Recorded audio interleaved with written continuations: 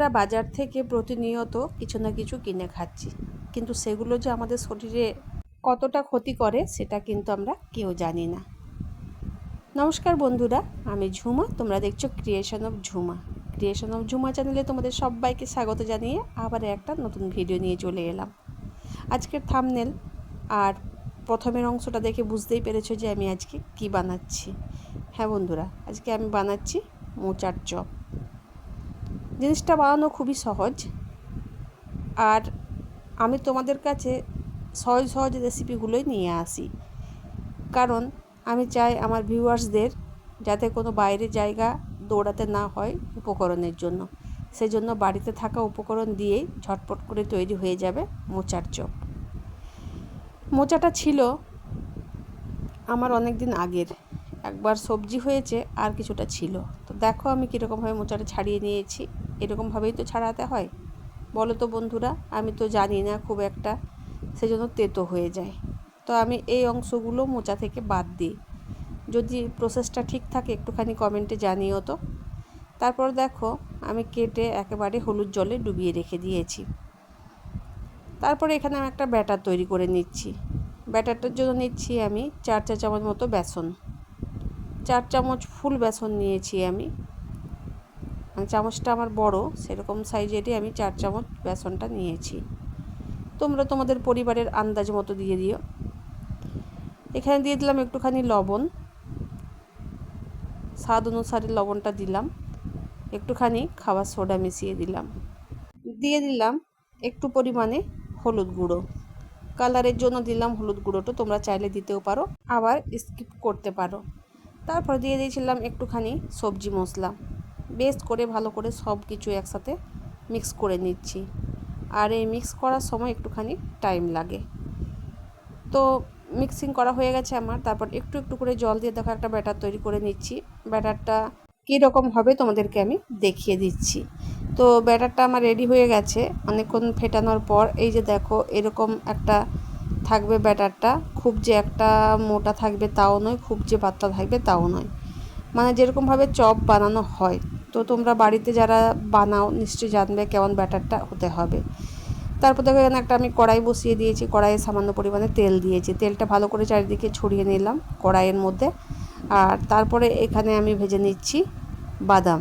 তো বাদামগুলো একটুখানি ভাজবো, কারণ বেশি ভাজতে গেলে আবার পুড়ে যাবে, আর পুড়ে গেলে তার টেস্ট কিন্তু একদম থাকবে না। তো বাদাম মানে যখন ভাজতে হয় তখন অনবরত কিন্তু খুন্তি নাড়তে হয়, নাহলে বাদাম পুড়ে যাওয়ার সম্ভাবনা থাকে। দেখো আমার এখানে বাদামগুলো ভাজা হয়ে গেছে। তো এবার সব বাদামগুলো আমি এক এক করে নামিয়ে নিলাম। তারপরে এখানে আবার রান্নাটা আমার শুরু হবে। তো বন্ধুরা, আমার এই রান্নাগুলো যদি ভালো লেগে থাকে লাইক কমেন্ট শেয়ার করে অবশ্যই পাশে থেকো। আর আর বন্ধুরা দেখো এখানে আমি আলু নিয়ে নিয়েছি, আলুগুলো কেটে নিয়েছি, আর তার সাথে 3টে কাঁচা লঙ্কা নিয়েছি। সেগুলো সব একসাথে কুকারে সেদ্ধ করে নেব। আর সেদ্ধ করে নেওয়ার পর এই যে ম্যাশ করে নিচ্ছি এখন। আর কাঁচা লঙ্কাগুলো যদি সেদ্ধ করে ম্যাশ করে নেওয়া হয় তার স্বাদটা আলাদা রকম লাগে। তোমরা চাইলে লঙ্কা কুচিয়েও দিতে পারো, আমি কিন্তু এখানে লঙ্কা কুচিয়ে ব্যবহার করিনি। তো এই যে ফাইনাল একদম ম্যাশ করা হয়ে গেছে। এখানে বাদামগুলো ভেজে রাখা আছে।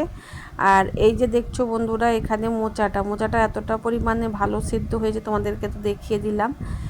আর এখানে আমি কড়াই বসিয়ে দিয়েছি মশলা করার জন্য। সেই জন্য দেখো আমি আদা গ্রেট করে নিয়েছি, তোমরা চাইলে আদার পেস্ট দিতে পারো, আমি এখানে গ্রেট করে দিয়েছি। তো আদাটা ভাজবো কিছুক্ষণ, ভেজে নেওয়ার পর এখানে আমি আলুটা দিয়ে দেব। আদাটা ততক্ষণ ভাজবো যতক্ষণ না একটা আদা থেকে একটা খুব সুন্দর মানে গন্ধ বের হয়, একটা ফ্লেভার পাওয়া যাবে আদাটা থেকে। সেরকম টাইমে আমি কিন্তু এখানে আলুটা দেব। আর একটু লাল লাল করে আদাটা কিন্তু এখানে আমি ভাজবো, আর কোনো জিনিস এখানে আমি ব্যবহার করিনি।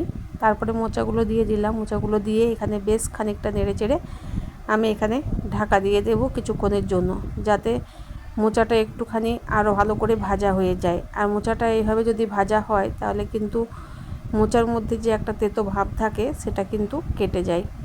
তো দেখো মোচাটা আমার এখানে ভাজা হয়ে গেছে। এবার কিন্তু আমি এখানে আলুগুলো দিয়ে দেব। আলুগুলো দেওয়ার পর ভালো করে মিশিয়ে নেব। আর এখানে কী কী মশলা অ্যাড করছি, লবণ দিয়েছি, হলুদ দিয়েছি, আর একটুখানি সবজি মশলা দিলাম, তারপরে দিয়ে দিলাম বাদামগুলো। তো সবগুলো দিয়ে এখানে ভালোভাবে মিক্স করে নিলাম। তো এখানে আমার মশলাটা রেডি হয়ে গেছে।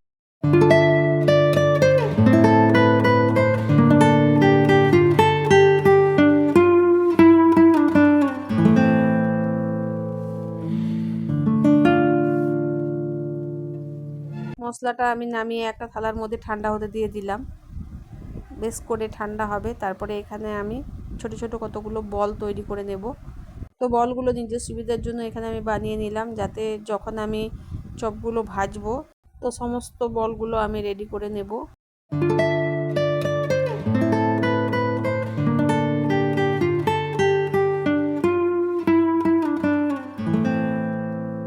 এখানে আমার বলগুলো সব তৈরি করা হয়ে গেছে। বলগুলো তৈরি করার পর দেখো এখানে আমি কড়াইয়ে তেল দিয়ে দিলাম। এখানে আমি সাদা তেল দিয়েছি আর একটুখানি সর্ষের তেলও দেব। তোমরা চাইলে পুরোটা সাদা তেলেই করতে পারো বা পুরোটা সর্ষের তেলেও করতে পারো। আমি এখানে দু রকম তেল অ্যাড করেছি। তো তেলটা বেশ ভালোভাবে গরম হতে দিলাম। তেলটা বেশ ভালোভাবে গরম হয়ে গেলে তারপর আমি এক এক করে চপগুলো ভেজে নেব।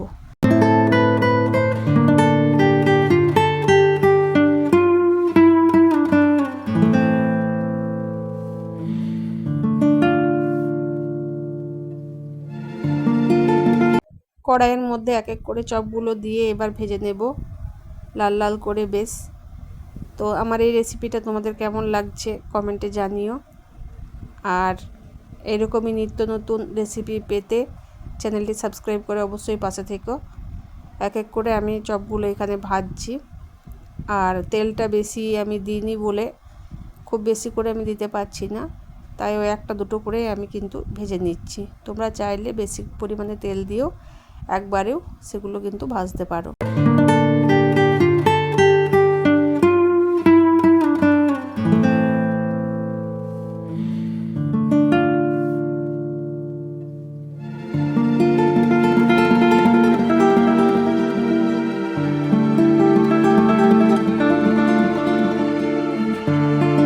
মোচার চপের রেসিপি আমি কিন্তু আগে কোনো দিন করিনি, আজকে প্রথম ট্রাই করলাম। তো খেতে দারুণ হয়েছিল চপগুলো। আর আমি ভাবছিলাম যে কীরকম হবে, তো টেস্ট না করে তো বুঝতে পারা যায় না। আর আমি ভয়েসটা যখন পরে দিচ্ছি খাওয়ার পরে, তাই তোমাদেরকে আমি স্বাদটাও বলতে পারলাম যে কেমন হয়েছে চপগুলো। তো সত্যি বলছি বন্ধুরা, আমি যেভাবে যে প্রসেসে করলাম চপগুলো, সেই প্রসেসে তোমরা যদি করে থাকো তাহলে অবশ্যই খেতে সুস্বাদু হবে আর মুচমুচে হবে। তো দেখো আমার সব চপগুলো কিন্তু এখানে ভাজা হয়ে গেছে, একটা দুটো করে সব চপগুলো আমি ভেজে নিয়েছি। এবার তোমাদেরকে দেখাচ্ছি যে কতগুলো চপ আমার হয়েছে।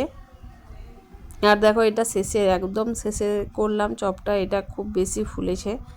তো তোমাদেরকে দেখাবো যে ভেতরের অংশটা থেকে কিভাবে ওপরের ছালটা মানে আলাদা হয়ে যাচ্ছে, সেটাও তোমাদের সাথে আমি শেয়ার করছি। তো এই যে ফাইনালি চপগুলো সব রেডি হয়ে গেছে আমার, একটা প্লেটে আমি নিয়ে নিয়েছি। তোমরা দেখতেই পাচ্ছ কতগুলো চপ হয়েছে এখানে।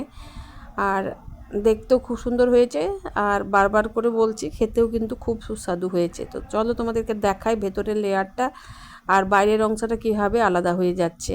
তো একদম দোকানের মতোই হয়েছে। তো দোকানের থেকে খেতেও ভালো হয়েছে। দোকানের যে ভাজা চপগুলো খাও সেগুলো তো শরীর খারাপ হওয়ার সম্ভাবনা থাকে, কিন্তু এভাবে বাড়িতে বানিয়ে খেয়ে দেখবে একদম শরীর খারাপ হবে না। আর ভেতরের অংশ থেকে দেখো বাইরের অংশটা কি সুন্দর বোঝা যাচ্ছে।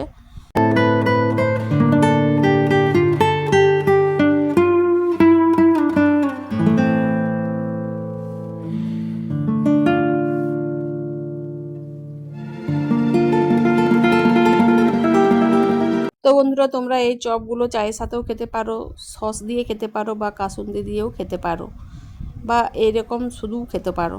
খুব সুন্দর হয়েছে খেতে। আমি কিন্তু সস দিয়ে খাচ্ছি, তো তোমাদের যেটা পছন্দ সেটা দিয়ে খেতে পারো।